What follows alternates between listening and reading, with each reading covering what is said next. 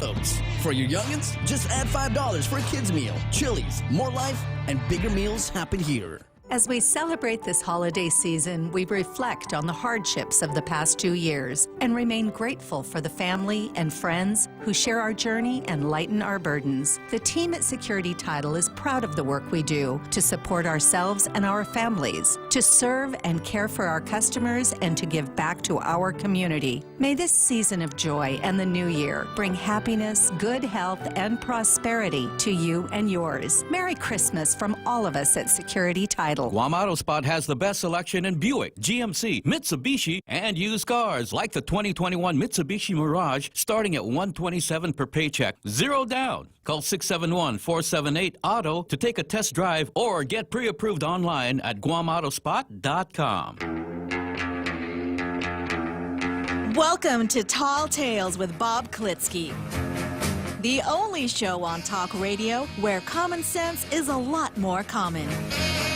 Phone lines are now open at 888-TALK. That's 888-8255. And now, The Point proudly brings you Tall Tales with Senator Bob Klitzkie.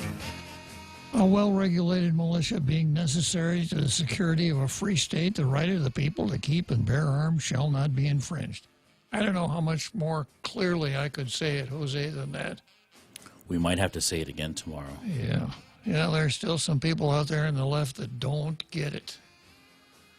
But we got to keep working with them. Okay, let's go to Zemi Ikotny.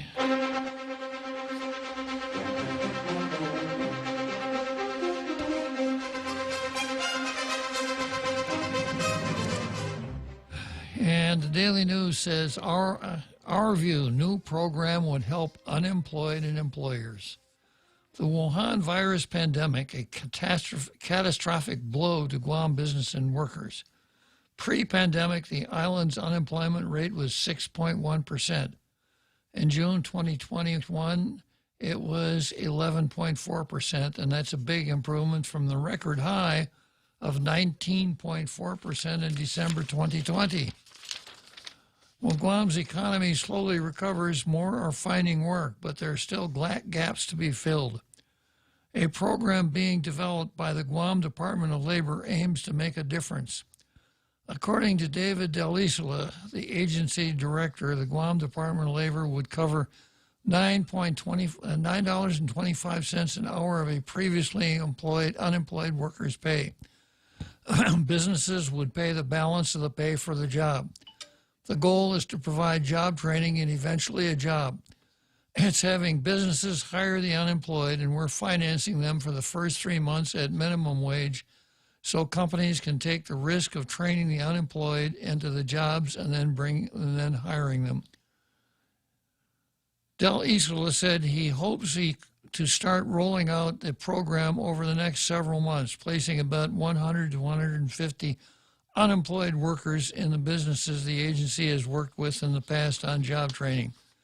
This is a real opportunity for unemployed residents, very much needed after the pandemic. Unemployed assistance ended September 4. It will give them valuable on-the-job training, teaching them needed skills while getting paid. It's also beneficial for employers as they try to recover from the worst days of the pandemic. They can take a chance on training people for the jobs they need to fill, with the Guam Department of Labor footing most of the tab. It's truly a win-win scenario, and Del Isola said it will serve as a model for a potentially larger program that would be run by the governor's office. Business para y Talto, using American Rescue Plan funding and federal money under the Investment para Hamzu plan, which has a $3.4 million earmarked specifically for job training. We hope to see many workers and employers take advantage of the program and see it grow. You know, the standard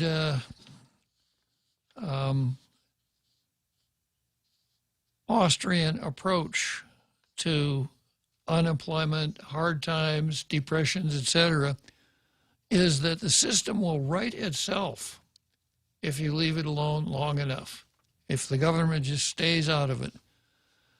And of course, when we're pricing labor at $9.25, and businesses are in such a situation that they can only afford maybe $7.25, the result is unemployment. So rather than a $7.25 job, the unfortunate winds up with a $0 job.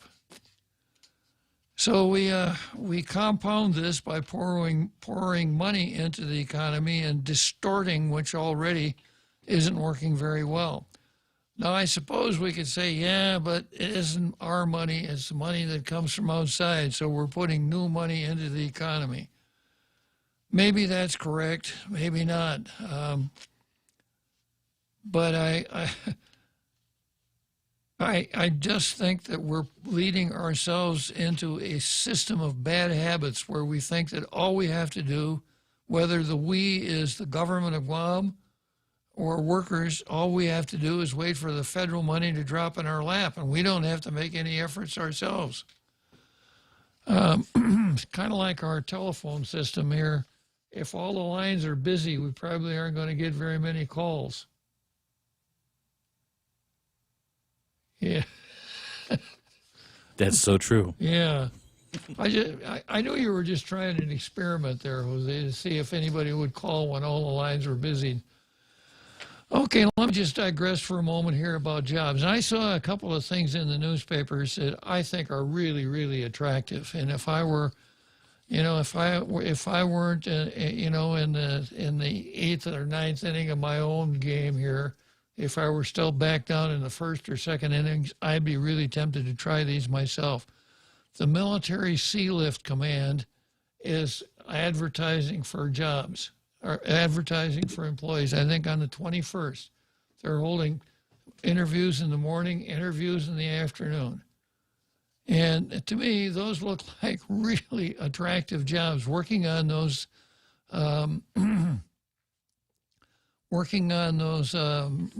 MSTS ships, the opportunity to travel, the opportunity to learn a trade, to make good money, to be on board a ship. I think that would really be a great opportunity.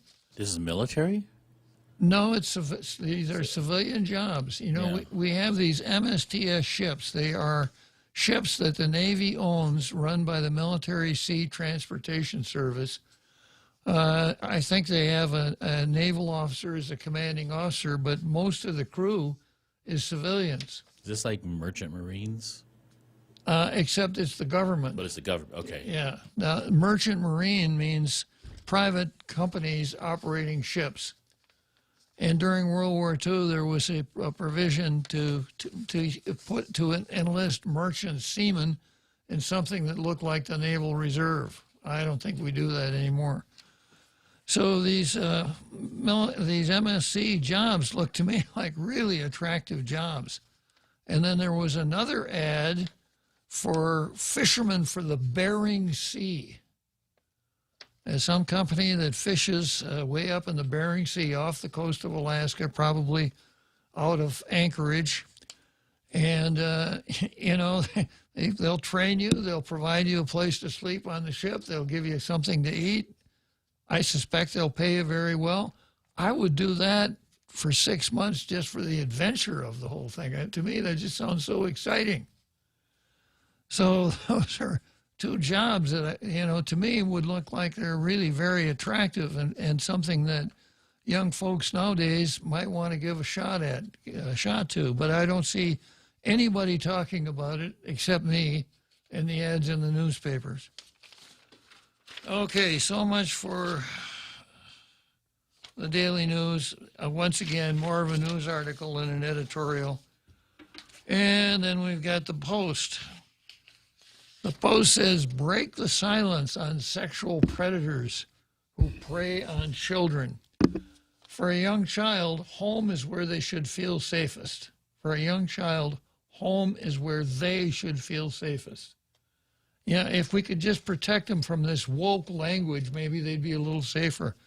How about this, Guam Daily Post? Home for young children, as you were, for young children, home is where they should feel safest. Child is singular, they is plural. But I know it's not woke. It's much more woke to say they when you're talking about one person. You may not know the sex of the person, but you know how many of them there are. Going on with the editorial, but as many of Guam's sexual assault cases have shown, young children have been victimized at home by people they trusted. Children who have been victimized often keep their trauma secret, but have found the courage to speak up to trusted adults, such as teachers or school counselors. This is not the first time we've raised the issue of children in various stages of their vulnerable lives. Toddlers to teens being victimized instead of cherished as young individuals who must be protected at all costs. But we have to raise the issue once again. Sexual assaults on children keep happening. Protecting children from sexual predators starts at home. By the time child victims find the courage to speak up to people outside the home, the abuse could have gone on for years. Caring adults in the home where children live need to trust their instincts and be vigilant when something seems off with an adult family member or a child. A sudden change in behavior, an unusual activity not typical in a home at certain times, could be red flags for further investigation. The sad reality is home can be a place of comfort or it might be a crime scene. We offer the case of a 9-year-old girl who was molested by someone in the household. Former Air Force Tech Sergeant Louis Anthony Vargas was recently convicted and sentenced to 15 years in prison in this case. An adult woman in the same home noticed something was off. She heard rustling in the child's bedroom. She went around the house and peeked through the window. A window peeker. She saw a man later identified in court documents as Vargas, who was another member of the household, in the child's room in the middle of the night. The child was undressed. The defendant was pulling up his shorts, according to testimony in Vargas's trial. This discovery set in motion the sexual assault case against Vargas. A rape kit and DNA testing helped to prove the prosecution's case, although Vargas continues to maintain his innocence. The woman in the household who followed her intuition and checked was going on saved this 9-year-old girl. The victim herself was courageous. 2 brave acts stopped a sexual assault on the child from happening again, and justice was served. Sexual assaults that occur in the home often are not one-time occurrences.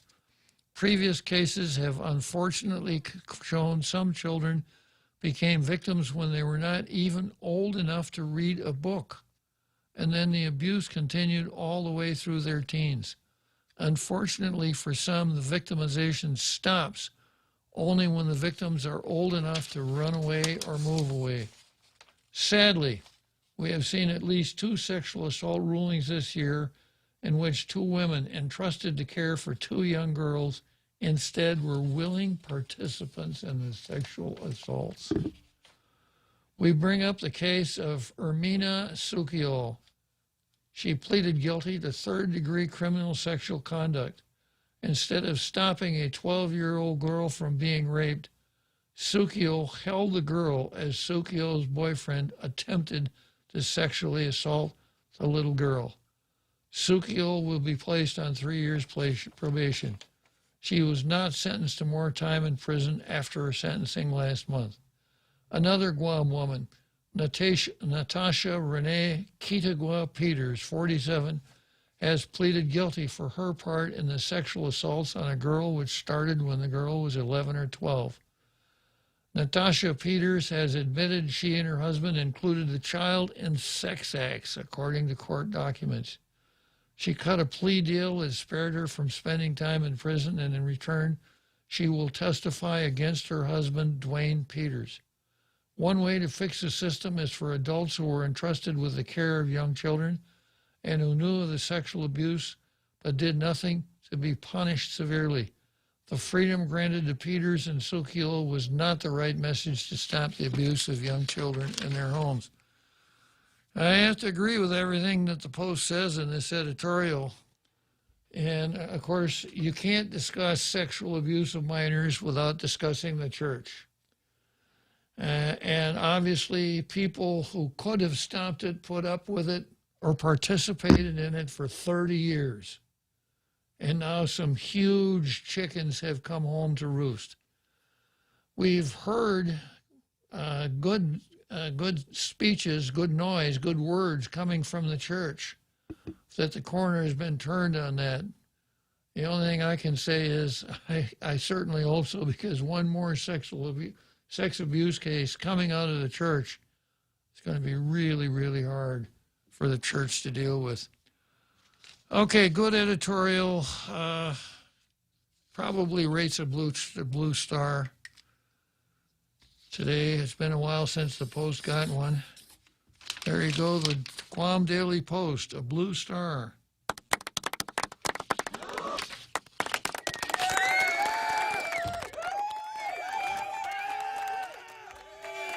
And that takes the Post up to 257 blue stars. PDN, 75 blue stars, and Candid, 5. No. But the Post has been on a drought, so It has. yeah, those are Candid, tricky numbers. if you're interested in an editorial, actually a news story about sexual assaults of minors, the Post ran a real bell ringer yesterday that you might want to take a peek at. Okay, so we got a break. Now it's a little early for the break, isn't it, Jose? A little bit. Let's see, I've got Repeat who wants to talk about abuse cases. Good afternoon, Repeat. Do you want to talk about abuse cases as a prosecutor or defense counsel, or both, or neither? Defense counsel. You know, Uncle Bob, when you were talking, I think it was yesterday, about newspapers that publish false or incorrect information, you got to call them out so that they could correct their information. Yes. Yeah, well, I'm not going to bother with the Post, but just for full disclosure, I was the defense attorney on both the Natasha Peters and the Ermina Sukio cases. And what you read was what was contained in court documents, but wasn't ultimately what the facts were determined to be with further investigation and in my negotiations with the prosecutor and also what the alleged victims, or the victims in these cases, they were victims, what they ultimately said. So in both of those cases, both women were, and I can speak with authority because I was their attorney in those cases, both of them had suffered abuse themselves. Now, that's not an excuse, but that's an important detail that the Post article didn't disclose, is that they were being abused by the guys as well. And in some cases, felt, well, I'll just leave it at that. They were themselves being abused. But with Natasha Peters, there was no incident where they had sex with the girl. That was something that was in the charging documents, but it ultimately turned out that was not the case. She knew of the abuse, but she didn't do anything about it. That was her fault, or not her fault, but that was her sin, is that when she found out about the abuse, she never reported it. And so that's the clarification on that case. And with the other case, with Sukio's case, she was, terribly abused by the abuser. And it only happened one time. It didn't happen multiple times. And then after it happened, she took full responsibility and blamed herself. And it was mentioned in her sentencing hearing that she blames herself for her failure to protect the victim in that case. And it only happened the one time, and she didn't want to do it, but she was afraid of another severe beating. So those are the things that was left out in the article. That's all I wanted to point out. I think I remember reading in the newspaper account of the Sukiel case that Sukiel's counsel informed the judge that that the lady was as much a victim herself. Was a victim herself. That was probably you being quoted, right? Repeat. No, that was the Guardian ad litem. Oh, you're right. Yeah, if it had been you, you'd have said. If it had been you, you'd have said it twice. Yes. Yeah. So, anyways, that in the spirit of what you were talking about with the newspapers having to be corrected from time to time, I just wanted to point that out there. Yeah. These cases are tragic, and they never should have occurred, and there's no winners in these cases. But I just feel like sometimes the newspapers kind of sensationalize it, and there's more to it than meets the eye, really, a lot of times. Let's talk a little bit about journalistic mechanics. There is a privilege called record libel, and that is that if a statement in a court paper filed with a court, is per se liable, and the newspaper publishes it and comments on it, that the newspaper publication is privileged, and the suit for libel wouldn't lie against the newspaper. So I think the constructional preference for newspapers is whenever they can, they pull quotes out of court papers because it's the safest and perhaps as accurate as anything else they could get, unless they're stationing somebody in the courtroom all the time, which, of course, never happens here. That would be point number one. Point number two, as I mentioned yesterday, when something appears in a news article that's wrong, it will stay wrong in the newspaper's morgue, and if the newspaper ever goes back and wants to pull that story up again, the mistake will be repeated again. And my advice to those who have a stake in these things is that if there is an error, you're best off correcting and asking for a correction, because if it's corrected, then that mistake will not continue on. Being defense counsel is kind of an awkward position for you to go to kind of go to war with the newspapers, but others might be able to take advantage of that advice, Pete. Yes, absolutely. Okay, well, thanks for sharing your view from the trenches. I hope that everybody out there in our tailgater land shares my respect for defense counsel. It's pretty easy to get down on defense counsel when there is a result coming out of the court that people don't like. Let's blame the lawyers, shyster lawyers, this, that, and the other thing. But if you scrape the paint and varnish off of it, the most essential element in our criminal justice system is defense counsel, because you can't put anybody on trial without defense counsel. It's a tough job, but one that needs to be done well. So I want to say thank you to all defense counsel. And as far as you're concerned, Pete, I'll say thank you. Repeat. Thank you. All right. Thank you, Uncle Bob. Good talking to you, Pete. All right. So that's it for... That's an interesting take that Pete brought to it. Not a take, but that perspective, because here we have an editorial that puts all the onus on the perpetrator as, black and white, the line, it's wrong. Yeah. And we do know that there are cases of predators who became predators because they were victims themselves. Mm-hmm. We got to find that line of where do we determine that it's not that it's okay, but we give a little bit more compassion to a victim turned predator, or is there a line already where we say you're old enough to know what is right and what is wrong? This is a very sticky situation. And that's why we have a judicial system, judges, juries, etc.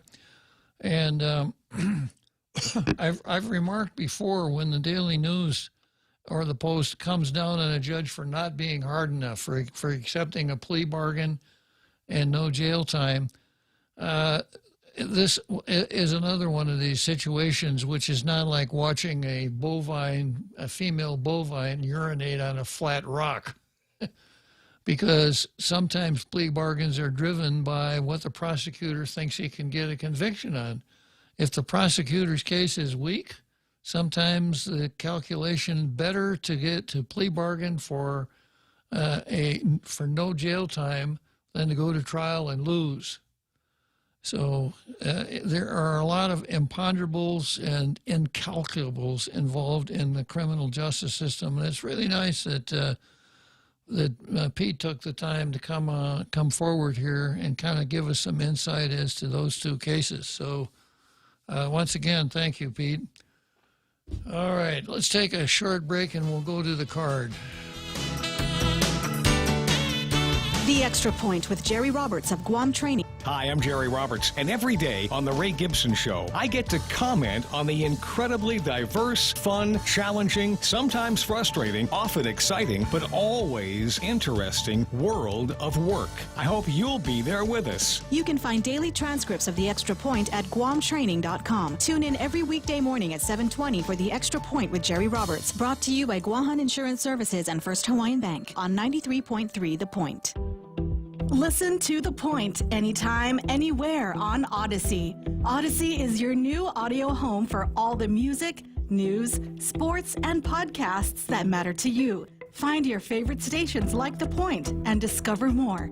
Music stations, local and trusted news sources, sports talk and team coverage, plus today's biggest podcasts. Find it all on the Odyssey app. AUDACY. Portions of the program brought to you by Nissan. Choose your favorite Nissan, and there's an abundance of Nissan automobiles to choose from. Rogues, Rogue Sports, Muranos, Kicks, Sentras, Leafs, Rogues, and then start talking about the deal they want to put together for you. Enjoy 0% APR, or your first 3 payments are on them. Just sign and drive away. Inventory limited, so don't wait. See Nissan Guam first. Wait, there's the fine print. I got to read the thing in fine print ease. On approved credit, 3 payments calculated, 5% APR, 60 months term, and based on the actual selling price of the vehicle only, not including down payment or any aftermarket products or accessories. See Nissan Guam for full details. Welcome back to Tall Tales with Bob Klitzkie, Guam's single voice of reason. Call now, 888-TALK. That's 888-8255. Okay, here we go. So here we have the card for today, and this is what's on the card. I have the governor versus Teitler and Weber, a carryover from yesterday. Abdullah versus us. This gets into the Jussie Smollett case. You'll recall that Jussie Smollett is some kind of a celebrity. I'm not his fan. I don't even know what the name of the program is. I didn't know about him until all this happened. Yeah, well, so it worked, didn't it? So he hired a couple of Nigerians to put on a fake attack. And then he made a complaint to the police that these 2 guys in MAGA hats attacked him and made racial and homophobic remarks, etc. And it turned out that it was all staged. Well, allegedly all staged. Were they princes? Yeah, that he had paid the Nigerians, and he had done this. He thought it would increase his fame. So the case is now before the jury, and we have a pronouncement from Black Lives Matter that I think is quite relevant for all of us, especially Tom Shea. Can't wait. Yeah, and then I've got the Civil Service Commission versus Public Law 36-34. Ann Coulter versus Fauci. Now, if you know anything about Ann Coulter, you know that beating around the bush is not exactly her strong suit. And then I've got CLTC versus applicants. This Chamorro Land Trust Commission continues to screw up. And I'll get into their latest one here. And finally, Turley versus Pencilneck. So governor versus Teitler is the governor's, what I think is the governor euchering the legislature into a can't-win situation, either a can't-win situation or a situation in which the majority collaborated, because the legislature told the governor, you got 30 days to come up with a plan to pay everybody who missed the deadline on the federal payout, and then also to come up with a plan to pay everyone who is the heir of someone who suffered through the Japanese occupation and is no longer around. And and the way that the governor was to comply was to send a draft bill to the legislature, which she did. So my analysis is that the governor is going to come out of this looking really good to almost everybody on the island. You know, I tried to get you war claims, but the legislature or the minority or whatever wouldn't pass it. And that's what got us into this guy named Tytler, who said,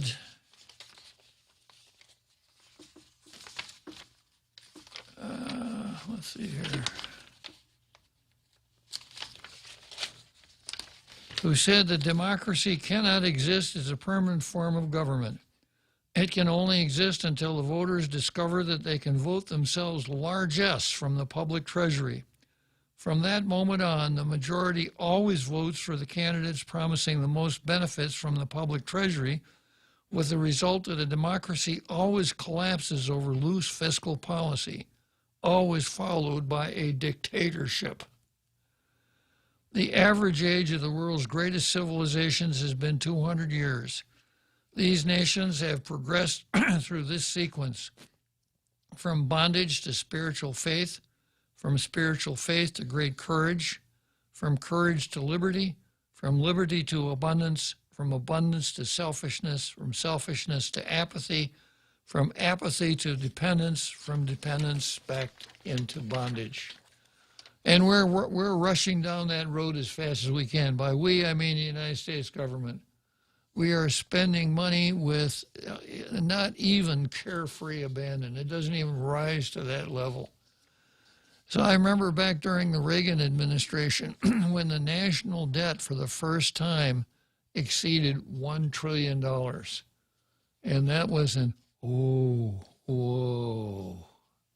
We thought, man, where are we going on this? And it rose very slowly after that until Trump and Biden came along. As you were, Obama, Trump, and Biden came along. Obama put more money on the national debt than had existed in the entire history of the country up until his administration. So we're up over $30 trillion now. And on the local scene, this is what the governor is doing. She's throwing open the door to the Treasury, because in order to be eligible for this plan, one has to be able to trace his ancestry back to someone who was alive, the minimum qualification, someone who was alive on January 21st, 1944. And I suspect that there are hardly any Chamorros on the island who can't make that trace back. And where the money is going to come from, she says $10 million. I don't think that's enough to even get started. And where would the $10 million come from? And then, of course, my criticism is that, once again, it is a not-so-subtle form of wealth redistribution. If my thesis is correct, that eligibility will depend on being able to trace your ancestry back to someone who was alive between December 8, 1941 and July 21st, 1944, here on the island, that's going to be a huge number of people, because there were 22,000 people living on the island then. So this is not a good idea. It is emotionally very appealing.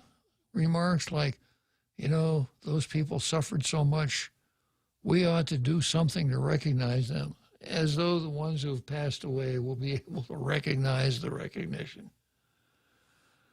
And as far as the ones who are still alive, we had a program where we pay them with basically our own money, with Section 30 money. And of course, the really aggravating part of this whole thing is that Madeline Bordallo got a bill through the House and would have been able to get a bill through the Senate with the help of John McCain. I'd like to tell you that John McCain was my friend. He was at least an acquaintance. And John McCain's deal with Madeline was, I can get a bill through the Senate where everyone who is alive at the time the bill becomes law and suffered through the Japanese occupation gets some money. And Madeline said, well, what about the ones that died? Shouldn't their heirs get some money? And McCain's, no, we're not going to do that. Madeline, instead of remembering that 100%, as you were, that 50% of something is infinitely more than 100% of nothing, equivocated, and we lost it. So we wound up paying the war claims with our own money, with Section 30 money that we should be spending on hospitals, schools, highways, etc. So that's where we are now. So we got to double down.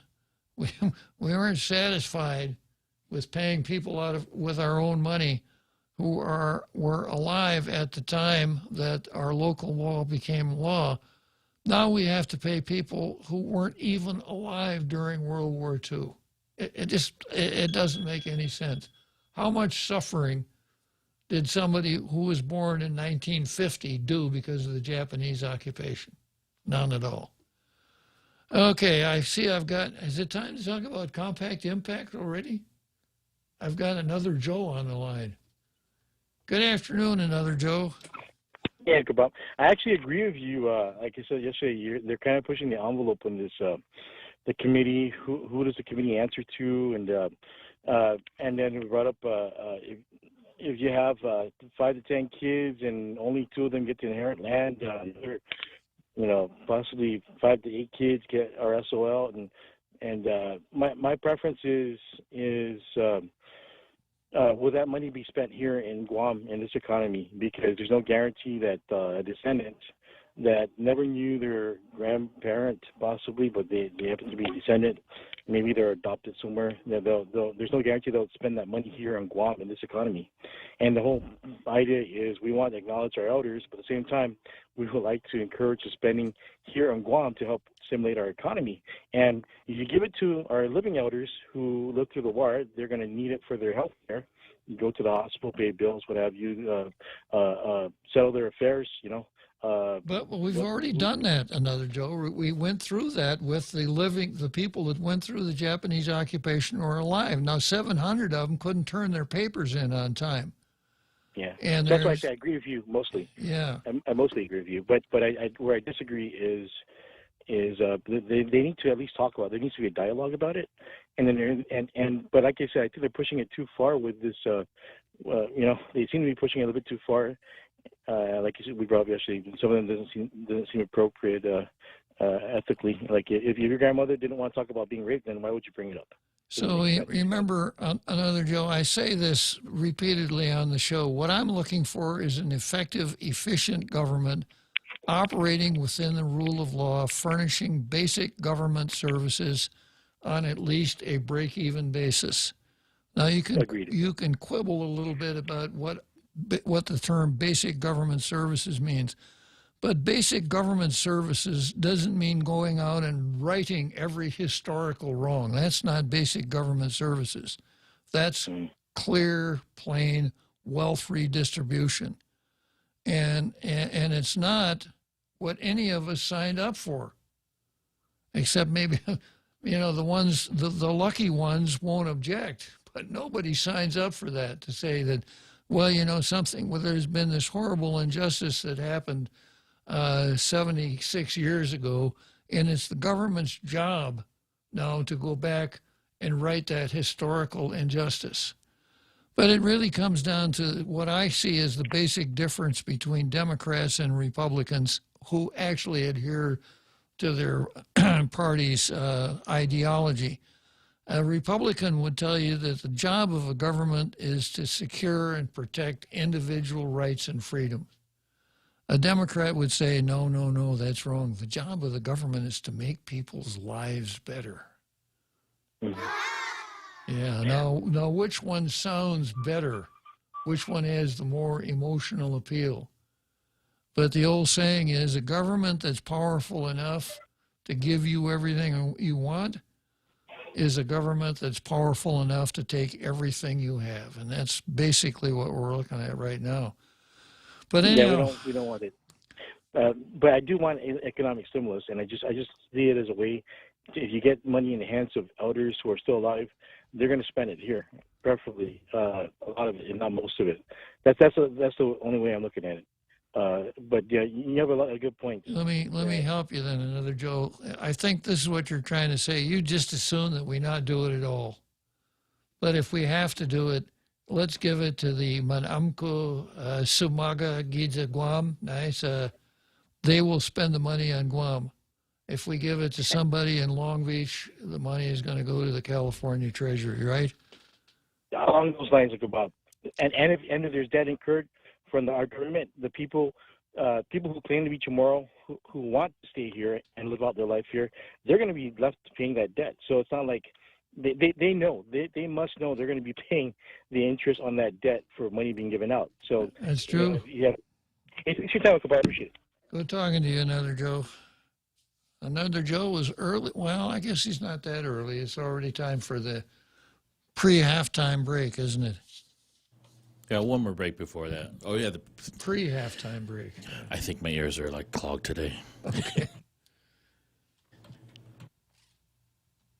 Come try Guam's original Chamorro restaurant with Pica's best 5 years running. Mezcla Chamorro Fusion Bistro. Experience Chef Peter's candied salmon over scallion coconut rice, octopus to naktak, Chamorro platter, and their award-winning gourmet hamburgers. Or if you're looking for something healthy, try their keto-friendly menu. Come and enjoy Mezcla's half-a-day service at their Hagåtña and Grand Plaza Tuman location. Call their Hagåtña location at 479-2652 for reservations. The holidays are here and you know what that means. Time to gather with family and friends, dress up our homes, and explore Christmas season in paradise. Why not share these moments for a chance to win $100 in cash? Log on to visitguam.com/Instagram today to participate in the Guam Visitors Bureau #Instagram photo and video contest. A winner will be chosen every week, so share your best holiday moments now and win. Brought to you by GVB, making Guam a better place to live, work, and visit.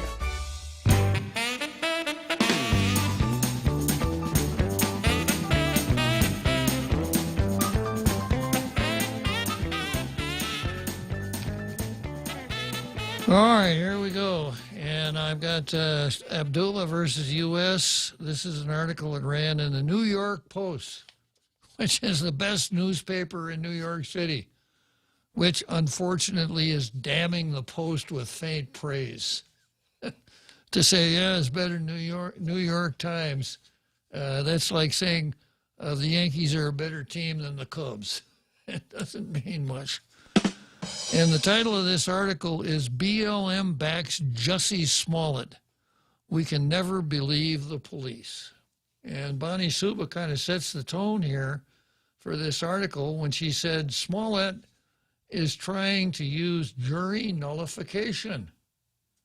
Bonnie must listen to the show often, meaning he wants jurors to overlook the evidence and judge him on his Hollywood days and being black. And I've talked about jury nullification before. Classic example of jury nullification is husband comes home from work early and finds his spouse. I guess I could say wife, right? Finds his spouse. Of course, then you don't know what, right? In bed with another man. And he just, he keeps a pistol in the drawer beside the bed. He pulls a pistol out and shoots them both, right? Now, everybody on that jury is thinking, geez, I know exactly how he must have felt. And that should have never have happened.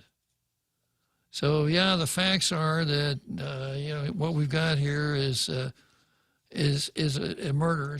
It's not first-degree murder. It's a murder, but I'm going to vote to acquit, because I just don't like what happened. That's jury nullification. And that's what Bonnie says Smollett is attempting to set up here in his trial. So here goes the article. Black Lives Matter is backing Jussie Smollett, who's on trial for allegedly staging a hate crime attack because, quote, we can never believe the police, a founder of Black Lives Matter said in a statement. As abolitionists, we approach situations of injustice with love and align ourselves with our community. Dr. Melina Abdullah, director of Black Lives Matter Grassroots and co-founder of Black Lives Matter Los Angeles, said in a Tuesday statement. In an abolitionist society, this trial would not be taking place, and our communities would not have to fight and suffer to prove our worth. Now, this is another example of people casting aside the individual justice nature of our system and trying to achieve broad societal goals through a single criminal trial, just like Rittenhouse, just like George Floyd. And our commitment to abolition, that's a really nice word, abolition. I think everybody knows what abolition means. Abolition was the term that was used pre-13th Amendment by those who did not favor the institution of slavery. They wanted to abolish slavery. They were abolitionists. Yeah. So she's pulled a word back from the 1860s, classic case of critical race theory. Pulled that word up from the 1860s and pretending that it's still going on. You know, everything is driven by race. Bad things happened a long time ago, and it's just like they happened yesterday because they're still happening because the system is racist. So she says, in our commitment to abolition, we can never believe police, especially the Chicago Police Department, over Jussie Smollett, a black man who has been courageously present, visible, and vocal in the struggle for black freedom. Wow. Smollett, who is charged with 6 felony counts of disorderly conduct, claims that 2 men yelled anti-gay racist remarks and hit him in Chicago in January of 2019. Prosecutors in the state in the case have said the 39-year-old actor planned the ruse to get attention, a claim Smollett has repeatedly denied. Jurors in the case began deliberating on Wednesday and are set to resume Thursday morning. So, once again, if you are in Chicago, which is under siege right now from the looters, the smash and grab game, if Smollett is found guilty, which every single thing that I read, there isn't even a scintilla of evidence that goes his way, then we can look for more rioting in Chicago, which is exactly what Chicago needs more of, right? This is Melina Abdullah, Dr. Melina Abdullah, talking about an abolitionist society. These people who frown upon anyone making general statements about Black Lives Matter comes forth and makes a general statement as well without looking at facts. It's just simply amazing. And it's not the cops you don't have to believe. It's the 2 brothers who said they were paid by Jussie. If you want to disbelieve somebody. Who happened to be black. So are we not to believe them? Yeah, exactly. Yeah, that's right. These guys came forward, and they've willingly told the cops exactly what happened. All right, so I got another item on the card here. I got somebody in the green room trying to get in. Looks like maybe Kellis, K-E. Next item on the card is the Civil Service Commission versus Public Law 36-34. And I'm going to get into that right away. See if I've got a call here that was it Kellis? Yeah. Okay, so this is an article that ran in the Post. Civil Service Commission to hear recommendations for terminated school bus driver. A Civil Service Commission decision on the termination appeal filed by a former Department of Public Works school bus driver may be out soon. A recommendation hearing was supposed to take place November 23, but Civil Service Commission Administrative Law Judge Eric Miller stated at that time that his supplemental recommendation on Karen Matlock's case did not make its way to the commissioners. Now, this is a kind of a convoluted story. It's not easy to follow, but it does have an important point. The matter was then pushed to December, and the hearing is scheduled for this very morning, so it's probably over.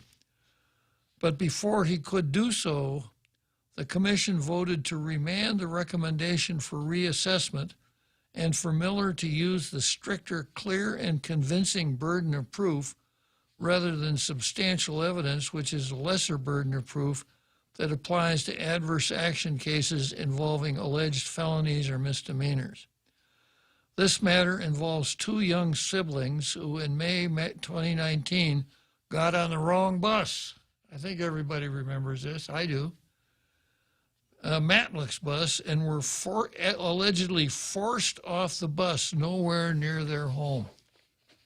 And deciding to use the substantial evidence burden of proof, Miller's initial recommendation referred to a statute on child abuse.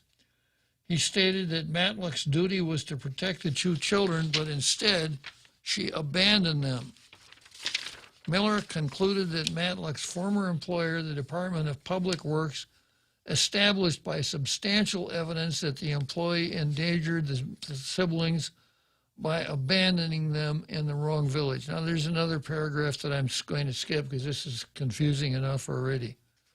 So that was what Miller said. Now, I'm going to go through this again. Substantial evidence, preponderance of the evidence, clear and convincing evidence, beyond a reasonable doubt. The highest standard of proof is beyond a reasonable doubt. That's the standard we use in criminal cases.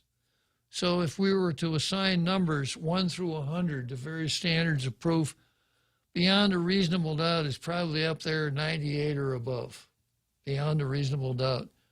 The next higher standing is clear and convincing evidence, which is used in some civil cases, but not all. Clear and convincing probably comes in somewhere in the 70s.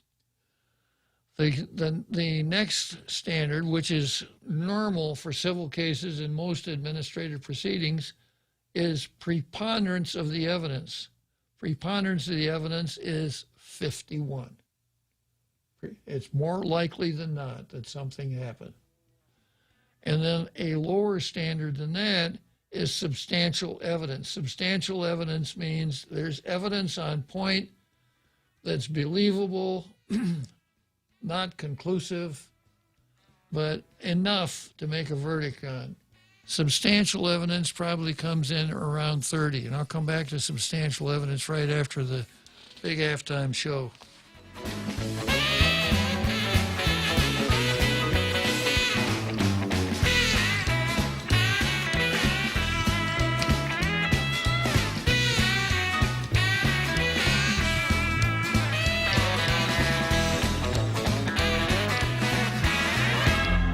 The Point is KUSG, Hagåtña, Guam, 93.3 FM and 104.3 HD3.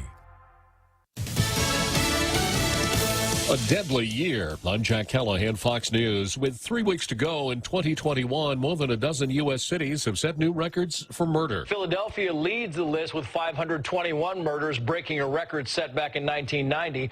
5 other cities, Toledo, Baton Rouge, Columbus, Indianapolis, and Louisville, broke homicide records that were set just in 2020. And the deadly dozen is rounded out by Portland, Tucson, Austin, Albuquerque, St. Paul, and Rochester, New York. Here's a Rochester police captain. Probably one of the biggest reasons is a lack of proactive policing right now, which is a direct result of a lack of support from politicians, as well as irresponsible reporting, by some media outlets. Los Angeles and New York haven't broken records for murder, but the homicide rates and crime rates are still astoundingly high. Fox's Trace Gallagher, a convicted killer in Oklahoma, is scheduled to die for his crime in just a few hours. Oklahoma is preparing to execute Bigler Stouffer for the 1985 murder of a school teacher. There's a federal court lawsuit that challenges Oklahoma's lethal injection protocol, but it's not scheduled to be heard until February. With the help of two Democrats, the U.S. Senate has voted to rescind President Biden's vaccine mandate for private companies. Republicans say they've been flooded with calls from large companies expressing concerns that they'll have to fire employees who refuse to get the shot or submit to regular testing. The White House in a statement saying the mandate won't be a burden because most Americans are fully vaccinated and small businesses are exempt. The measure faces a tougher climb in the House and the threat of a veto should it reach President Biden's desk. Fox's Steve Rappaport. The Food and Drug Administration has approved emergency use of a therapeutic coronavirus drug from AstraZeneca for people whose medical conditions preclude them from getting vaccinated. The U.S. has now reached 200 million fully vaccinated people. That's about 60% of the population. Not enough, federal health experts say, to prevent infection hotspots. America is listening to Fox News. As we celebrate this holiday season, we reflect on the hardships of the past 2 years and remain grateful for the family and friends who share our journey and lighten our burdens. The team at Security Title is proud of the work we do to support ourselves and our families, to serve and care for our customers, and to give back to our community. May this season of joy and the new year bring happiness, good health, and prosperity to you and yours. Merry Christmas from all of us at Security Title. Santa's come in and things are looking up. Bank Pacific has rolled out Rudolph's favorite My Christmas loan with an annual percentage interest rate as low as 3.99% and up to $50,000. And with the new Bank Pacific contactless Visa debit card, you can have the flexibility of using your money when you want to, where you want to. My Christmas Loan contactless Visa debit card. Let's make Christmas merrier this year. Equal opportunity lender. Credit conditions apply. Merry Christmas from Bank Pacific.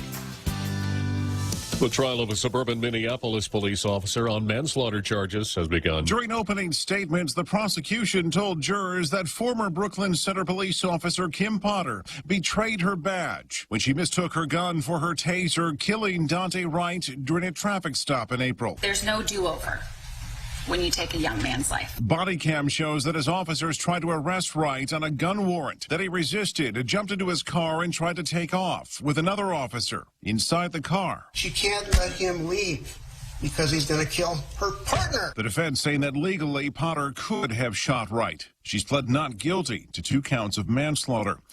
Jeff Manasso, Fox News. The jury deciding Jussie Smollett's case will return to its deliberations in the morning. Smollett accused of faking a hate crime. Reports from Burma say government troops raided a small northwestern village, rounded up civilians, bound their hands, and burned them alive in apparent retaliation for an attack on a military convoy. Video of the aftermath of Tuesday's attack showed the charred bodies of 11 victims, some thought to be teenagers. Anti-government resistance in Burma has been on the rise following the Army's takeover in February. A missing persons case in Alabama has been solved after 45 years with the discovery of a car in a river, a body inside likely that of a missing Auburn University student. Kyle Klitzkie was 22 when he disappeared after leaving his LaGrange, Alabama home. No trace of him or his car until now, when the 1974 Ford Pinto was discovered with his remains inside it in a creek off a highway. Cops believe that a car thief named Roy Hyde killed Klitzkie because a witness reported that the student's body had been stuffed in a barrel in Hyde's salvage yard. Hyde died in 2001. Gary Baumgarten, Fox News. And I'm Jack Callahan. This is Fox News. Subway's Eat Fresh Refresh has done it again, serving up yet another new and improved sub, the Cali Fresh Steak, loaded with tender, flavorful marinated steak on top of thick-cut hickory smoked bacon, smashed avocado, and fresh mozzarella. The Cali Fresh Steak is protein-packed to leave you feeling full and satisfied. Cali Fresh Steak is made on our freshly baked hearty multigrain bread layered with fresh veggies of your choice. Subway, eat fresh. When's the last time you looked at your homeowner's insurance? A homeowner's policy protects much more than just your house. It also protects you against claims from someone being hurt on your property. If a visitor is injured at your place, how much are you covered for? The smart thing to do is get the answer today. That's the Insurance Extra Point. Get out there and make something good happen today by calling Guahan Insurance Services at 475-1162 or visit us at the Camacho Landmark Center in Tamuning.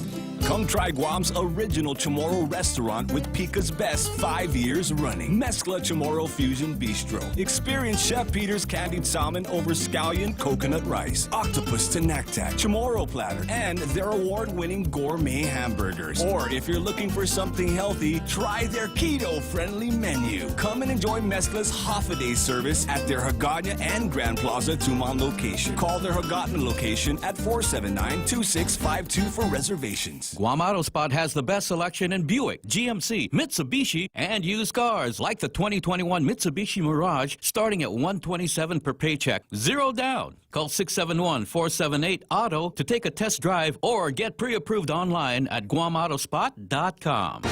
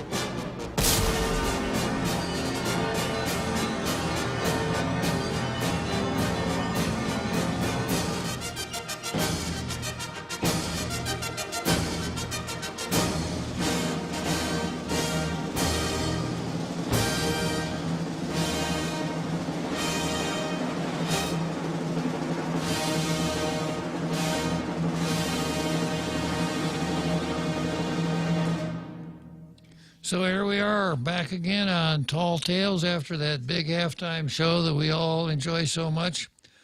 And I left off with the Civil Service Commission versus Public Law 36-34. And I was explaining the various standards of evidence that that various courts and tribunals deal with, starting out with substantial evidence going all the way up to beyond a reasonable doubt. And in this case involving Matlock, Eric Miller, the hearing officer, applied the substantial evidence standard. Now, I've got to fill in some gaps here. The Civil Service Commission has 7 members appointed by the governor, confirmed by the legislature, each of whom is paid $50 a meeting without limit, unlike most boards and commissions. And the Civil Service Commission got extremely backlogged, 2 or 3 years backlogged in hearing cases. So the legislature finally got around to doing something that people have been talking about for years, that is, authorizing the Civil Service Commission to hire or appoint or employ a hearing officer. The hearing officer hears the parties, hears the evidence, takes the legal arguments of the two parties, etc. It comes up with a decision and forwards that decision to the commission, which can adopt the decision or reject it, or I suppose even modify it. And this greatly speeded up the handling of cases at the Civil Service Commission. This case, though, didn't work as it should have, because Miller, who is a lawyer and understands the rules of evidence, understands substantial evidence versus clear and convincing evidence, ruled that the substantial evidence standard should apply in this Matlock case. When it came before the commission could even start, according to the newspaper reports, Juan Kelvil, who is the chairman of the commission, made a motion to send the matter back to Miller and tell Miller, don't use the substantial evidence standard, use the clear and convincing standard. Well, I got a couple of problems with that. First problem is, maybe this is just sloppy reporting, but how does a chairman of a commission make a motion? chair people of boards and commissions entertain motions. And the usual procedure is if the chairman wants to make a motion, he asks someone else to temporarily chair the meeting. He makes his motion, etc. But the paper said that he made the motion. So that's my first problem. My second problem is when you hire a lawyer to be your hearing counsel, your hearing officer, and he makes a legal ruling that substantial evidence is the correct standard, and you don't even hear any part of the case yourself, and you jump to the conclusion, no, this should be clear and convincing. This destroys the credibility of the tribunal that you're sitting on. Because, you know, the popular mythology has always been the Civil Service Commission is so much in favor of employees that it's really, really hard to make a termination stick because the Civil Service Commission puts people back to work. And I think there's a lot of truth to that. There was a case that, you know, that a person was hired who did not meet the qualifications for the job. The Civil Service Commission determined that instead of saying, you're out of here, they gave the Port Authority 6 months to determine what to do with the guy. And because so much time went by, when the case got to the Supreme Court said, you got a 60-day rule here, guys. Put him back to work in the job he's not qualified for. And back pay too, right? And back pay, yeah. So I could spend a whole program talking about the Civil Service Commission cases that I know about that went the wrong way, and they always go the wrong way against management. It's as though it's as though when people are interviewed for these positions, it's kind of like Donald Trump and abortion. When he interviewed Supreme Court candidates, according to the news reports, he said, are you going to overrule Roe versus Wade? Well, I have the suspicion that when the governor interviews, any governor interviews Civil Service Commission potential members, the question is, are you going to rule against management all the time? If not, I don't want you on my commission. And that's what seems to go on all the time.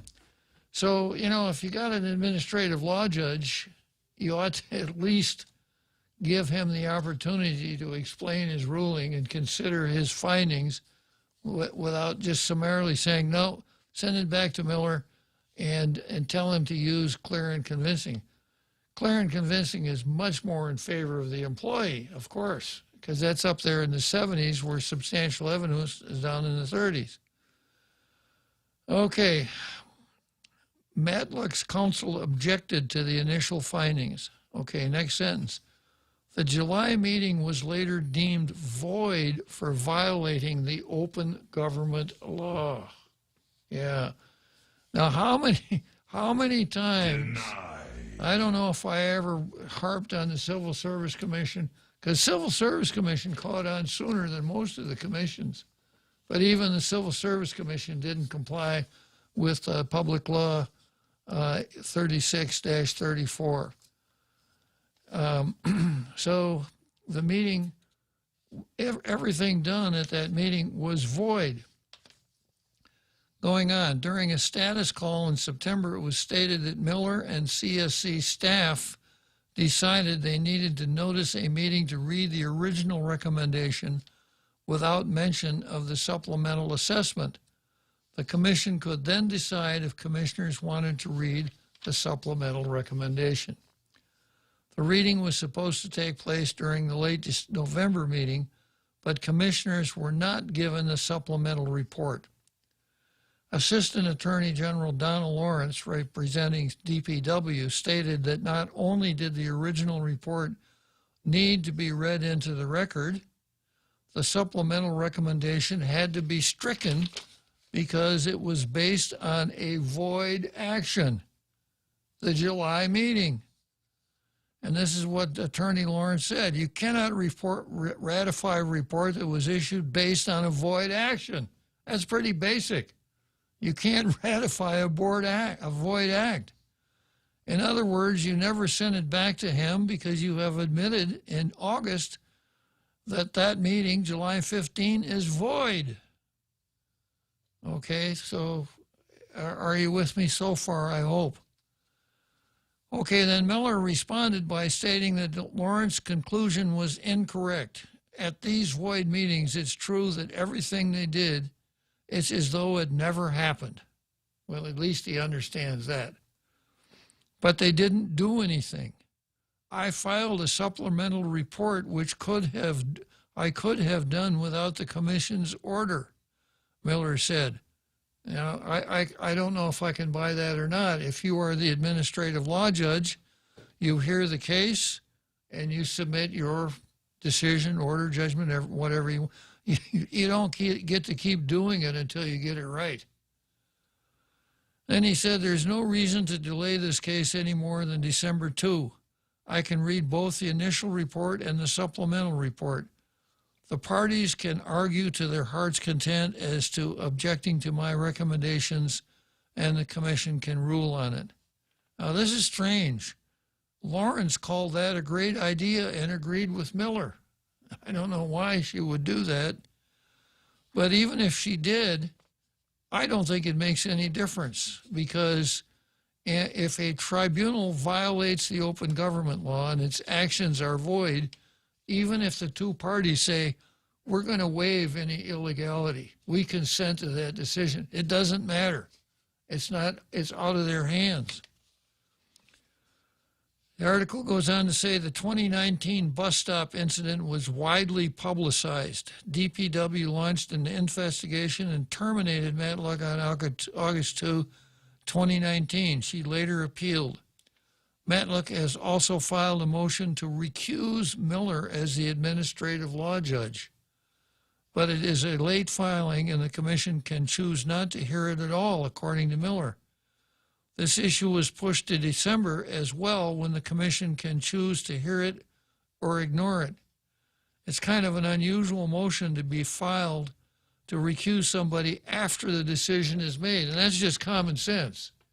If you're going to recuse, you got to do it before the decision. You can't wait until the decision comes down. If you like the decision, you put your motion to recuse away. If you don't like the decision, you get it back out.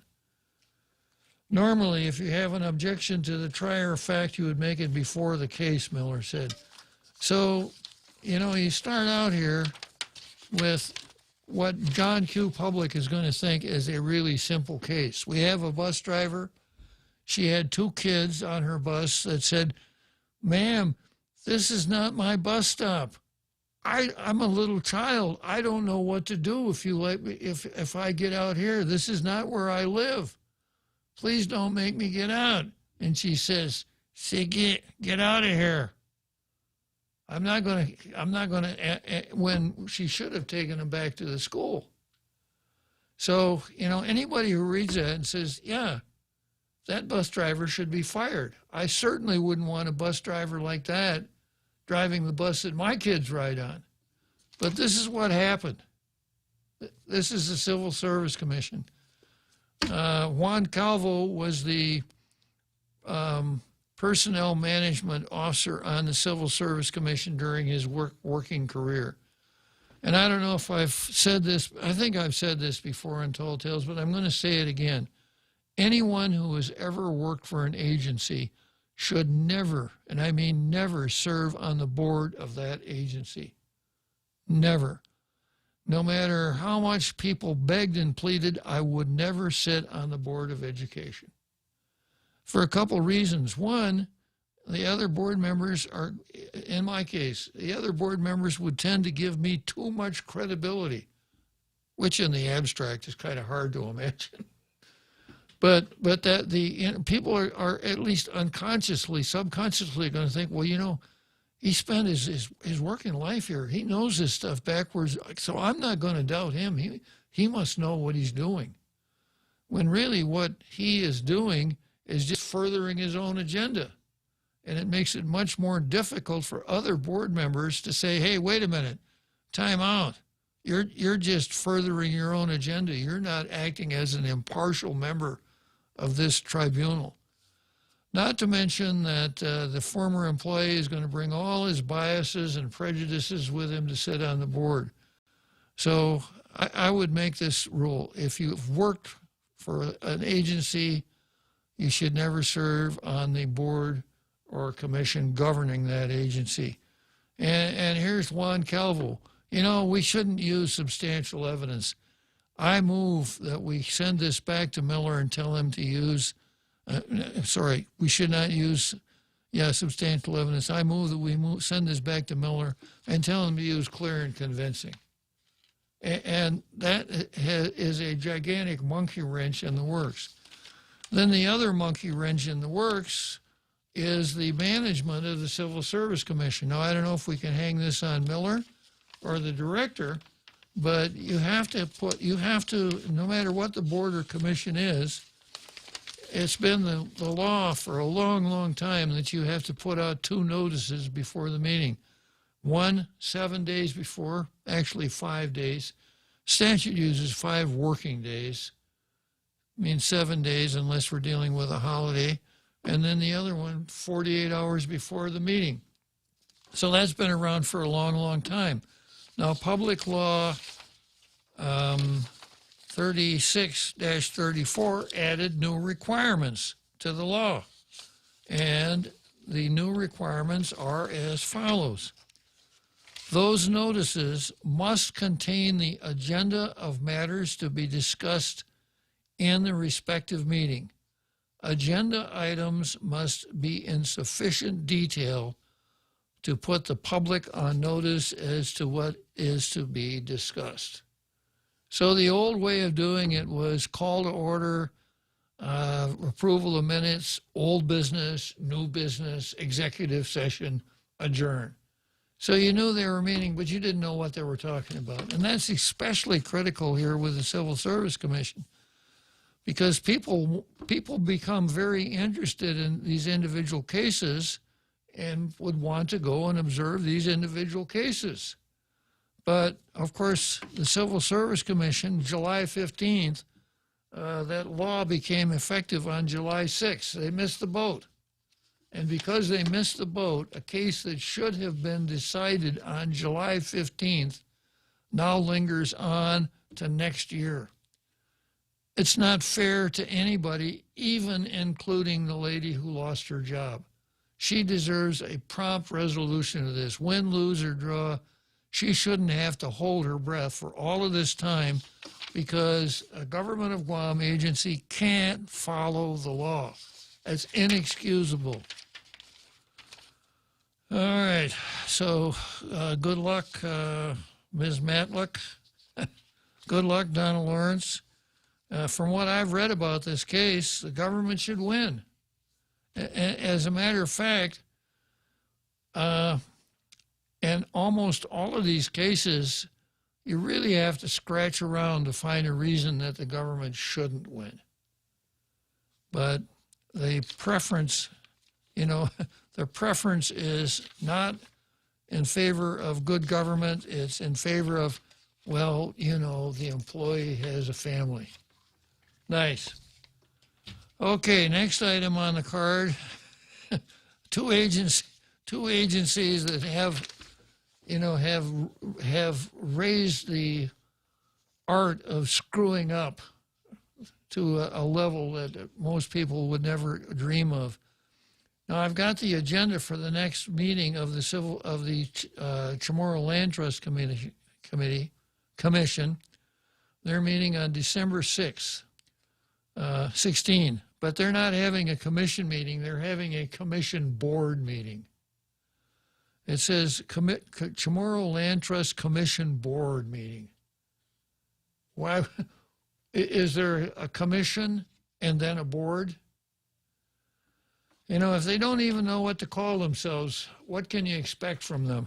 Not everybody is good at repeating the same word like repeat. Exactly, yeah.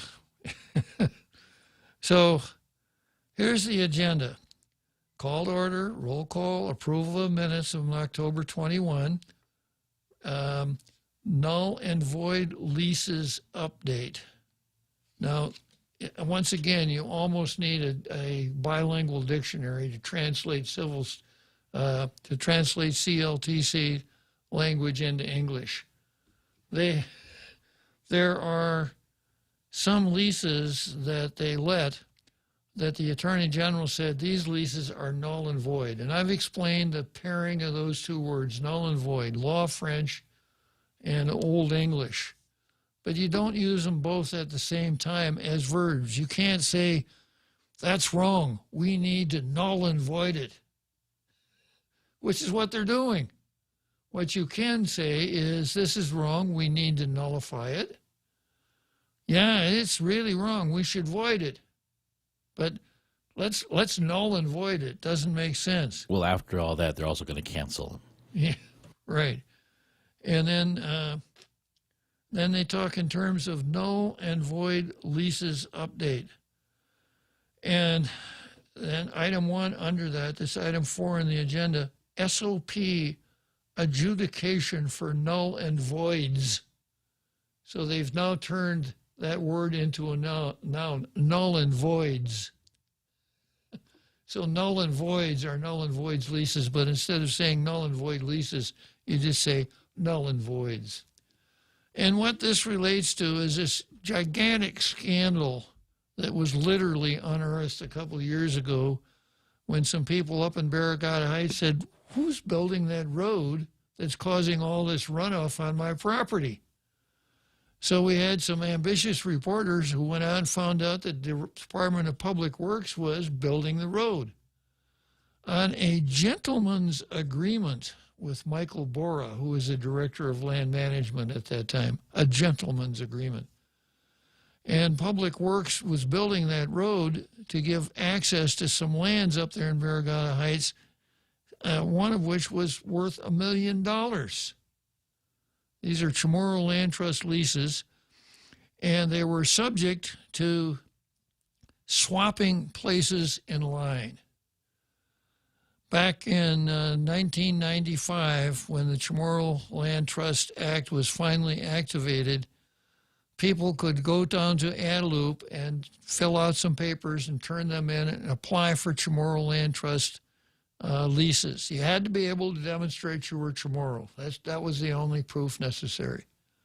So people turned in these applications, and they were added to a list, an extremely long list, and most of the people are still on the list. I think there are like 20,000 people on the list, and maybe 3,000 leases have actually been let. So people were in these lines, and it turned out after the mysterious road was unearthed, it was determined that some people that were granted leases up there in Barrigada Heights, including Senator Raging Lee, had actually traded places in line with others. As an example, let's say that I'm at number 19,000, and my cousin got there a lot earlier than I did, and he's number 14,000. But he's going to move to Long Beach, so he says, I'll tell you what, Bob, I'll trade places with you. I'll go back to 19, you can have my 14. This is what they did. Raging traded with her mother. And we had some really egregious cases. Michael Bora signed one of the leases in two places, one as the lessee and one as the as you were the executive director of the Chamorro Land Trust Commission. And the farther into it you got, the worse it became. It was just a horrible scandal. So the Attorney General, Liz Barrett Anderson, says, you don't have a property right in the place in line. You can't swap places. Any lease let to someone who swapped places in line is void. Now, remember the word void from our earlier conversation. Remember what void means? Okay, this lease is void. Well, can't we ratify it? Yeah, and that's exactly what we're looking at here. Null and void leases update. SOP adjudication for null and voids. You don't need an SOP. The only SOP you need is to say, you folks got to move off the land because your lease is void. And they've been playing with this and teasing it and getting bad press ever since, and it looks like we're not done yet. I want to take a short break, head for Wrigley Field, and I'll come back to this one.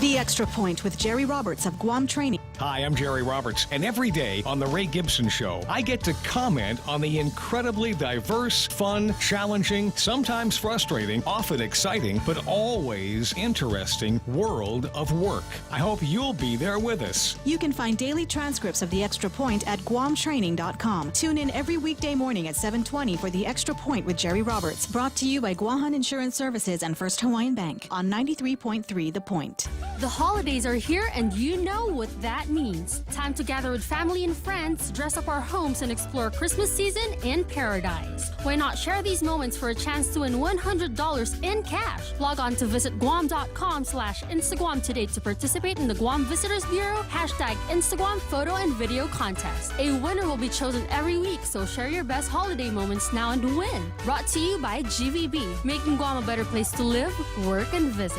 Portions of the program brought to you by Nissan. Choose your favorite Nissan, and there's an abundance of Nissan automobiles to choose from. Rogues, Rogue Sports, Muranos, Kicks, Sentras, Leafs, Rogues, and then start talking about the deal they want to put together for you. Enjoy 0% APR, or your first 3 payments are on them. Just sign and drive away. Inventory limited, so don't wait. See Nissan Guam first. Wait, there's the fine print. I got to read the thing in fine print ease. On approved credit, 3 payments calculated, 5% APR, 60 months term, and based on the actual selling price of the vehicle only, not including down payment or any aftermarket products or accessories. See Nissan Guam for full details.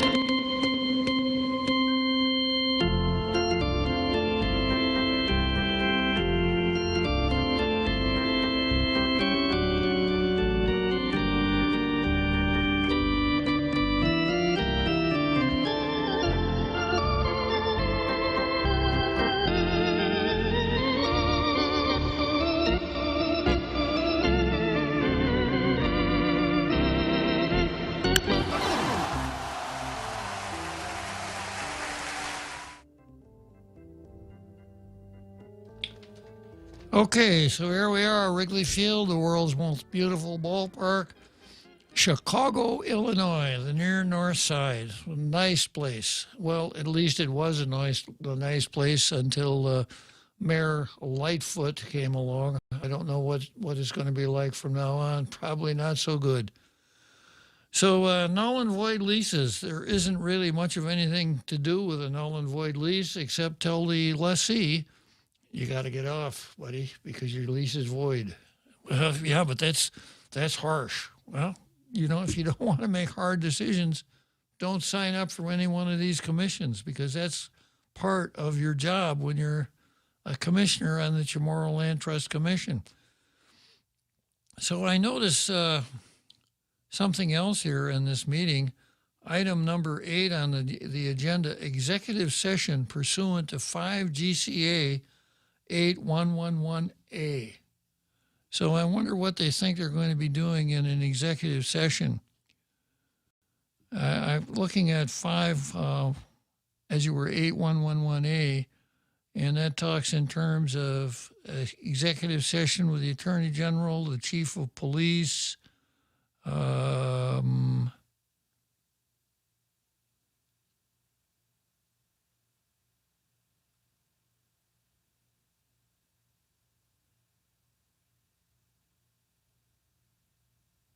I'm going to have to look at this a little bit more. This may be the subject of the program tomorrow, their executive session. You can't let these guys out of your sight. You recall that the former director, Jack Haddock III, committed forgery in front of them, and basically confessed right in front of them.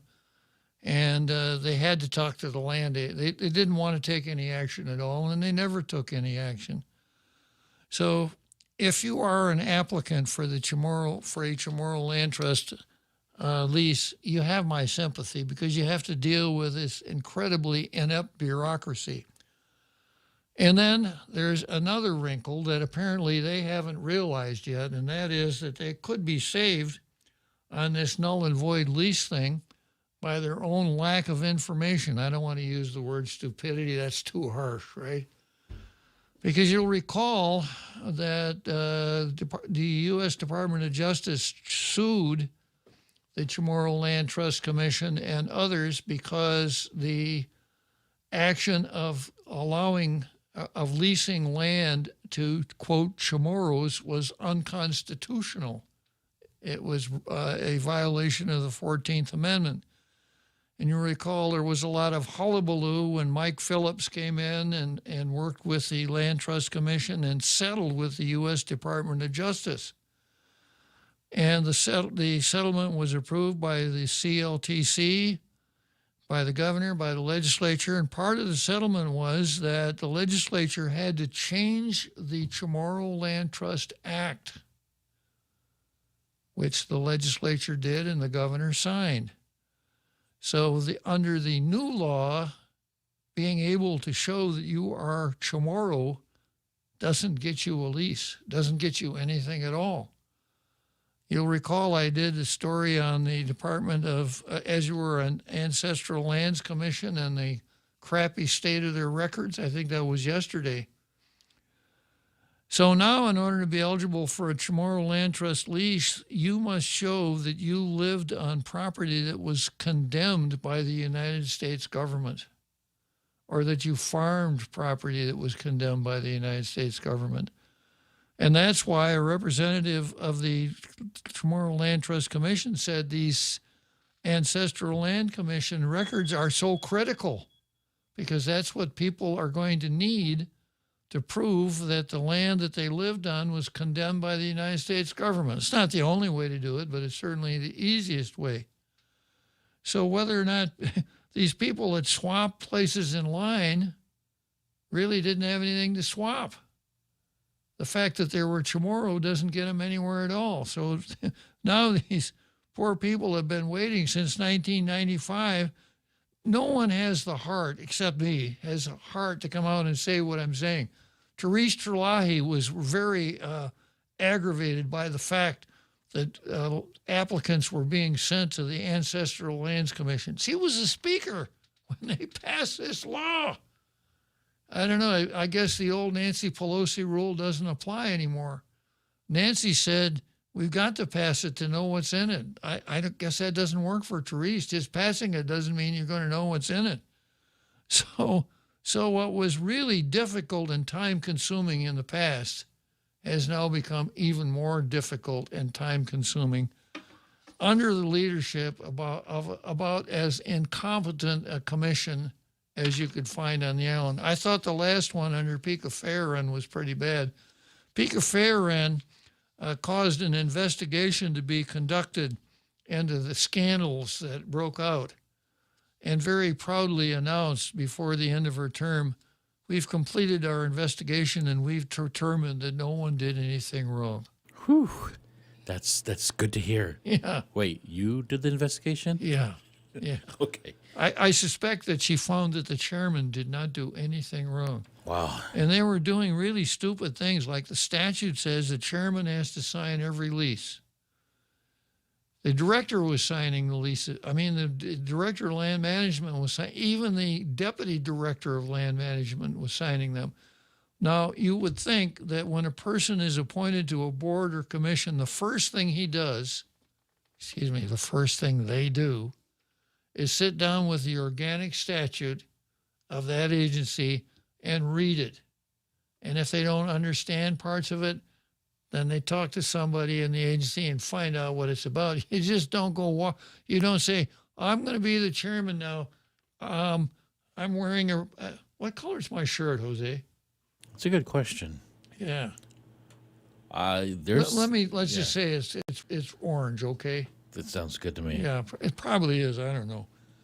But, so the chairman says, well, I'm wearing an orange shirt today, so please give me an orange blindfold before I go into the meeting. I want to be properly dressed here. I don't need to know anything. I just got to be properly dressed. I guess I'll quit picking on the Chamorro Land Trust Commission. It's almost a never-ending task. I guess Kellis is going to give it another shot, huh, Jose?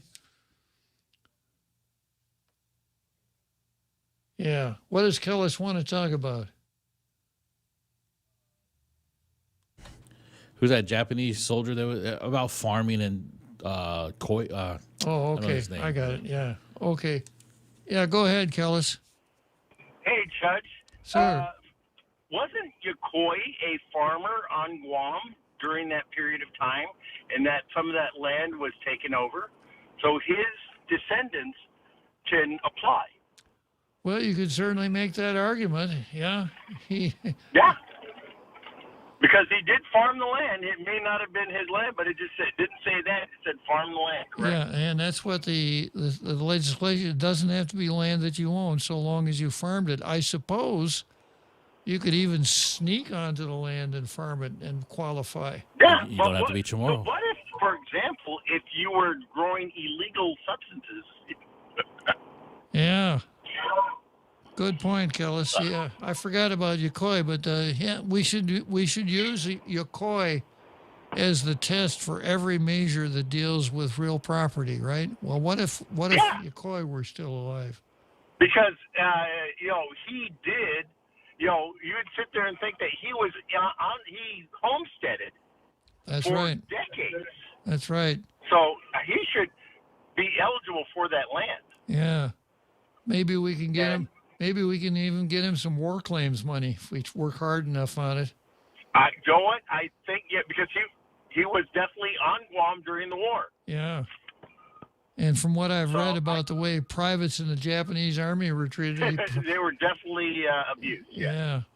Good point, Kellis. Thanks for bringing that up.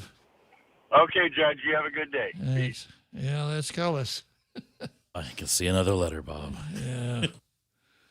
Okay, next item on the card is Ann Coulter versus Fauci. Now, before we get started on this, every conservative in the country probably allocates a couple hours a day to criticism of Fauci. And I can understand it. It's not hard. So I would really like to say something nice about Fauci. I've racked my brain. I've scratched my head. I've done some legal research. I've gone back through. I can't think of a single nice thing to say about Dr. Fauci. All right, so here's Ann Coulter, and here's what she says. Wow, and this appeared in that town hall website. Wow, the opposition press isn't what it used to be. In a Sunday interview with the sexiest man alive, it's not me, the sexiest man alive, Anthony Fauci, CNN's Jake Tapper played a clip of Senator Ron Johnson, Republican from Wisconsin, of all places, criticizing Fauci for keeping the public in a state of raw panic over the Wuhan virus. Johnson said, Fauci did the exact same thing with AIDS. He overhyped it. He created all kinds of fear, saying it could affect the entire population when it couldn't. And he's using this exact same playbook for Wuhan virus. At that point, the anchor is supposed to say something like this, Dr. Fauci? In other words, asking Dr. Fauci to comment and let him respond. But CNN apparently thinks Fauci is too delicate a flower to answer an attack all by his lonesome. That's CNN for you, right? What was that guy's name? He used to have the really dramatic voice played in Roots. His name will come to me in a minute. And also... James. Oh. Yeah. James. Edward. Oh, man. Yeah, he was also in the movie about Build It and They Will Come. Great voice. The voice of Darth Vader. Yeah. Anyhow. James Earl Jones. Yeah. If he were here, he would say, if he were doing the show, he'd say, "This is CNN." I don't have the pipes for it. So before turning it over to the interviewee, Tapper blathered, "Obviously, that's a bizarre and false assertion. President George W. Bush gave you the Presidential Medal of Freedom because of your leadership in the AIDS crisis. But I did want to give you an opportunity to respond. I guess this is how you apply for Chris Cuomo's job at CNN." That's what it says. Yeah, by the way, talking about unemployment statistics, unemployment in the Cuomo family is now 100%. At that point, Fauci merely had to join Tapper in sneering at the senator. "Jake, how do you respond to something as preposterous as that?" That's what Fauci said. "Thank you, Dr. Fauci, for that penetrating response." Next on CNN, actually, Fauci then went on to use the Hillary Benghazi defense. And here's the Hillary Benghazi defense. It sounds a lot like the Greta Thunberg defense. Hillary said, "How dare you question me when people died?" Hillary Clinton. Fauci said, "Overhyping AIDS? It's killed over 750,000 Americans and 36 million people worldwide. How do you overhype that? Overhyping COVID? It's already killed 780,000 Americans and over 5 million worldwide. So I don't have any clue of what you're talking about." That's what Fauci said. That would have been a fantastic answer if Senator Johnson had questioned whether anyone had ever died from AIDS or COVID. Unfortunately, he didn't do that. Rather, he accused Fauci of overhyping the risk of COVID, terrifying everyone as he did with AIDS, instead of concentrating on the projections of high-risk groups. So I'm going to head for Churchill Downs, and I'll finish up here with Dr. Fauci when I come back from Churchill Downs.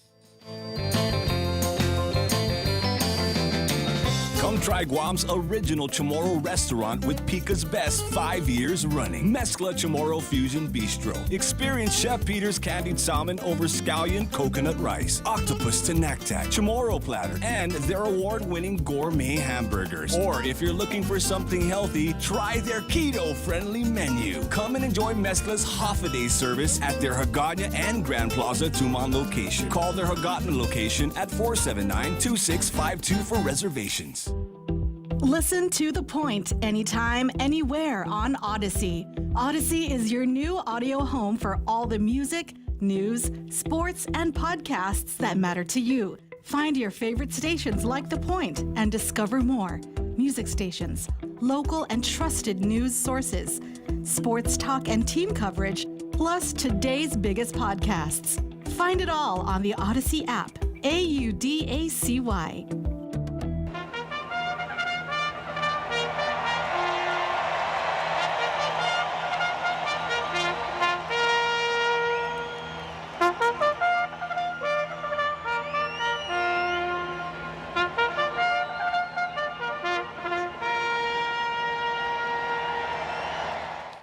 All right, so here we are, back again with Dr. Fauci.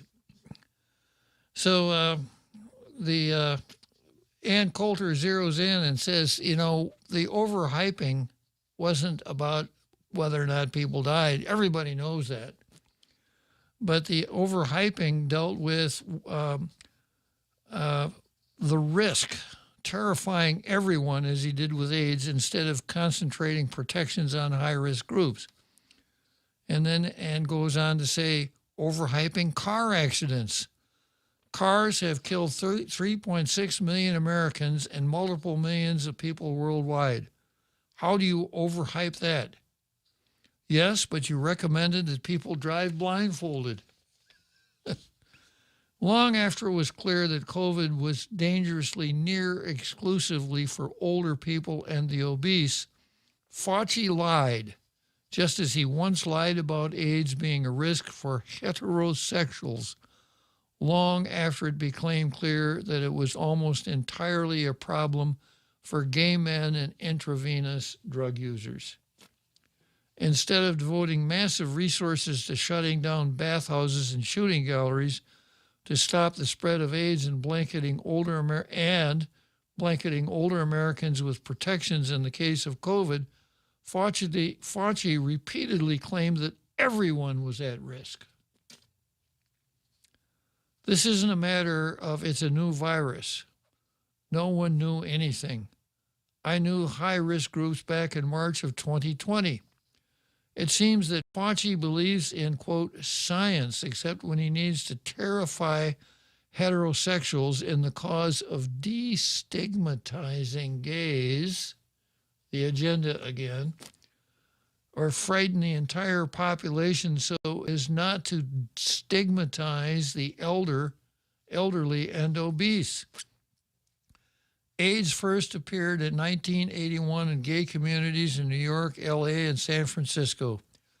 2 years later, 72% of cases involved gay men, and 90% of the non-homosexual AIDS victims were intravenous drug users. Most of the rest were children born to AIDS-infected mothers or victims of AIDS-tainted blood transfusions. This wasn't a big secret. According to CDC, by 1983, out of 1,552 AIDS victims, only 37 were not gay men, drug users, hemophiliacs, or Haitians.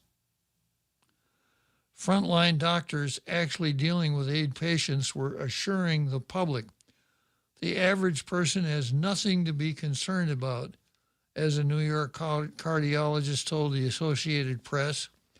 Then, as now, you can trust your doctor. You can't trust public health authorities. But Fauci was out there alarming the entire public about the odds of contracting AIDS. In 1983, he said, as the months go by, we see more and more groups. AIDS is creeping out of well-defined epidemiological confines. A month later, he wrote, the finding of AIDS in infants and children who are household contacts with AIDS has enormous implications with regard to ultimate transmissibility of this syndrome. This was based on a study of 8 infants in Newark who may or may not have had AIDS and households with people who may or may not have had AIDS. By 1985, 4 years after AIDS first appeared, 73% of the cases were in gay men, 17% in intravenous drug users, 3% in Haitians, 2.2% in those who received blood, and 1% in sexual partners of AIDS patients. Less than 4% didn't fit into one of these categories. With 0 cases of proven heterosexual transmission in February 1985, Fauci said, I'm worried about heterosexual transmission. Yes. By 1987, only 4% of AIDS cases could possibly be attributed to heterosexual contact, and half of those were Africans and Haitians. And yet there was Fauci in March of 1987 still babbling about the risk of AIDS to heterosexuals. Asked if AIDS could be transmitted to men by vaginal intercourse, he answered, absolutely. He actually warned the public about French kissing. Yeah, I hope Frenchie's not listening today. Health officials have to presume that it is possible to transmit the virus by exchange of saliva in deep kissing. This is Fauci. It's what Ray calls fear porn. Yeah. And some of these quotes sound familiar, I cited a few of them in the March 2020 column at a time when public health authorities, cable news hosts, and the president were demanding nationwide lockdowns. Today, Fauci is doing the exact same thing with COVID, treating teenagers as if they face as much danger as people in their 70s, despite the latter having 300 times greater chance of dying from COVID than those under 20.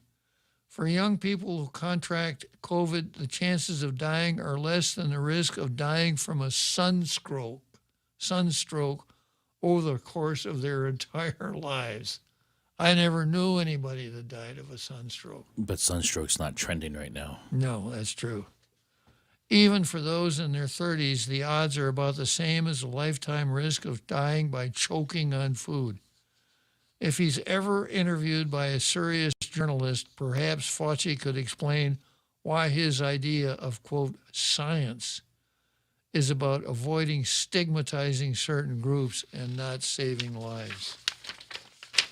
Yeah, that's our Fauci, the guy that we're stuck with. Okay, I got another Joe back on the merry-go-round, huh? Okay, what can you tell me about the AIDS scare, another Joe?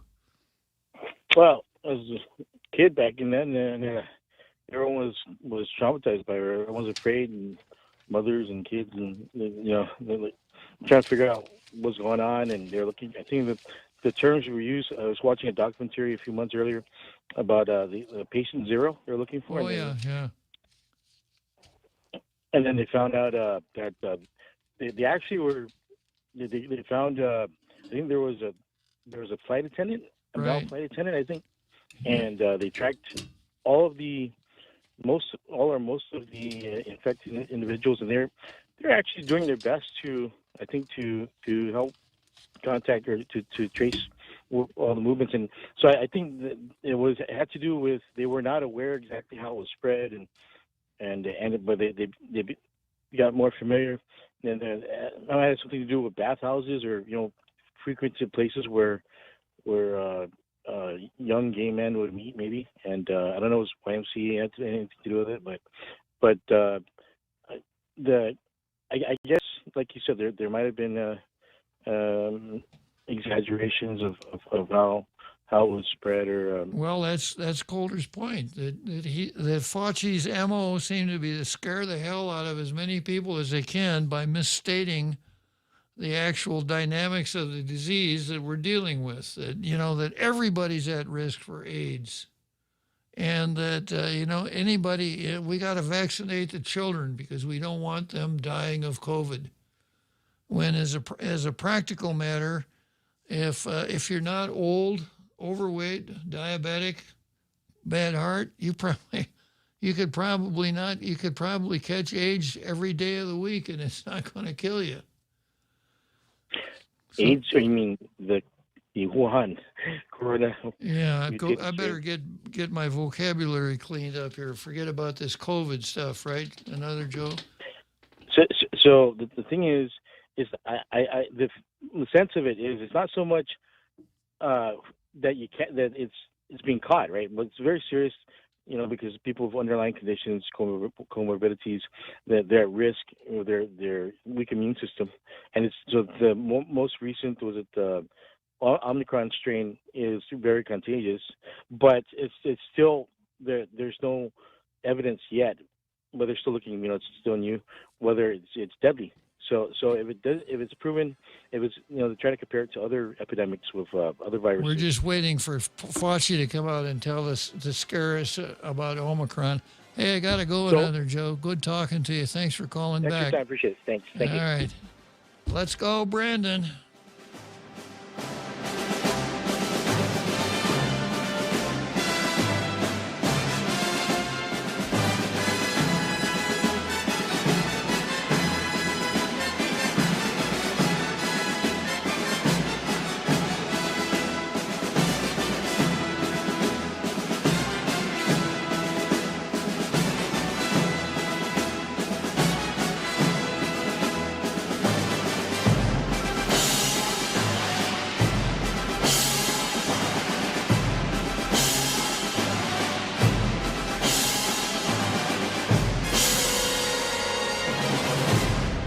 The Point is KUSG, Hagåtña, Guam, 93.3 FM and 104.3 HD3.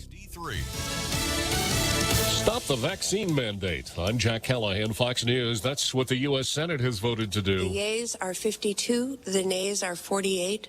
The joint resolution is passed. Calling for the end of OSHA requirements ordered by the president that large employers compel their workers to be vaccinated against the coronavirus. Senate Republican leader McConnell calling it blatant overreach. It is illegal. 2 Democrats joined Republicans in voting to end the mandate. The measure now goes to the House, where Democrat leadership is likely to table it.